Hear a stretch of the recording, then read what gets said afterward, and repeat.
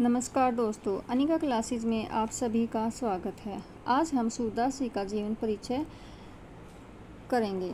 सूरदास का जन्म वैशाख शुक्ल 5 में, यहाँ 5 जो है वो पंचमी है, पंचमी दिन मंगलवार, संवत 1535 सन 1478 में हुआ था। सूरदास जी वल्लभाचार्य से 10 दिन छोटे थे। तमाम विवादों के बीच सन 1478 ईस्वी को ही उनका जन्म स्थान स्थिर किया गया है।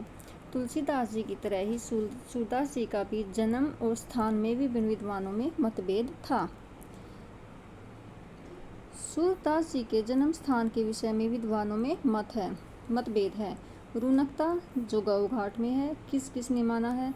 श्याम सुंदर दास, रामचंद्र शुक्ल और हजारी प्रसाद द्विवेदी, इन्होंने सूरदास जी का जन्म स्थान रुनकता माना है। अब है सीही को माना है डॉक्टर नगेंद्र और गणपति चंद्रगुप्त, इन्होंने सूरदास जी का जन्म स्थान सीही माना है।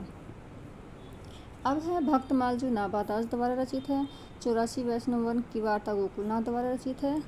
वल्लभ दिग्विजय यदुनाथ के द्वारा रचित है। आदि में सूर के विषय में जानकारी मिलती है। इन रचनाओं में हमें सूरदास जी के बारे में जानकारी मिलती है। शुक्ल जी ने 84 वैष्णव वन की वार्ता के आधार पर संवत 1580 ईस्वी में सूरदास के वल्लभाचार्य के शिष्यत्व ग्रहण करने का समय माना है, यानी कि जब सूरदास वल्लभाचार्य के शिष्य बने थे, वे संवत 1580 में बने थे। सूरदास चंद्र सरोवर के समीप पारसोली गांव में रहते थे। ये याद करना जरूरी है, पूछ सकते हैं क्वेश्चन। सूरदास कहाँ पर रहते थे? चंद्र सरोवर के समीप पारसोली गांव में रहते थे, जहाँ पर सन 1583 में उनका देहावसान हो गया था, यानी कि सूरदास की मृत्यु कहाँ हुई थी?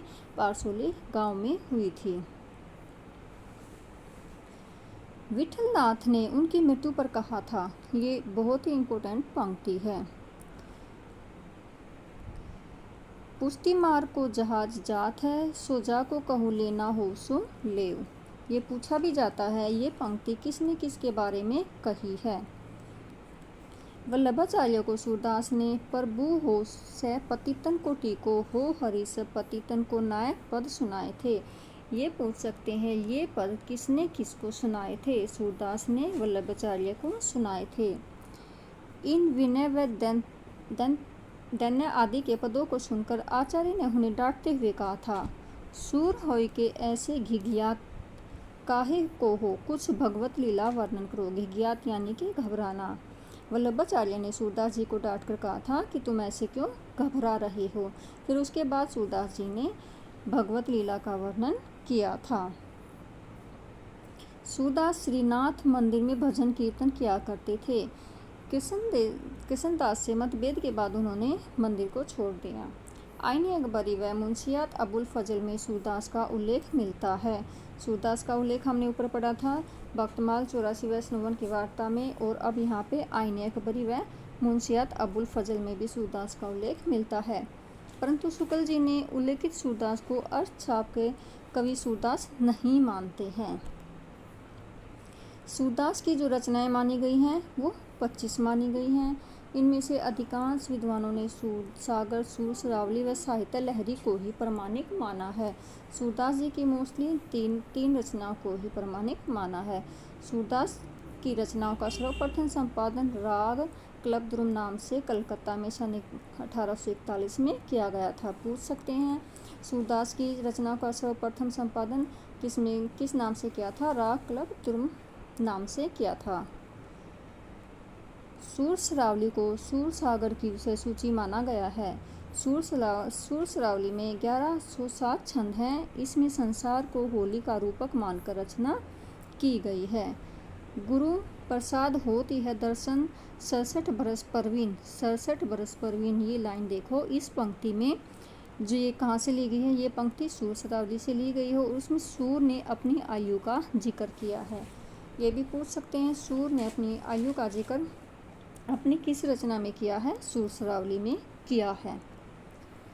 साहित्य लहरी में सुप्रसिद्ध 118 दष्टिकूट पद है।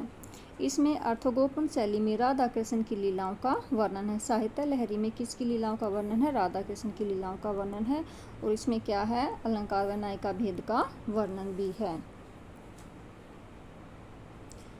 साहित्य लहरी का रचना कालसूर ने इस प्रकार व्यक्त किया है। मुनि सुनी रसन के रसलेख, दसन गौरी नंद को लिखी सुबल संत पेख। इसके अनुसार साहित्य लहरी संवत 1607 यानी कि 1550 ईस्वी में समाप्त हुई। कब समाप्त हुई थी? 1607-1550 ईस्वी में।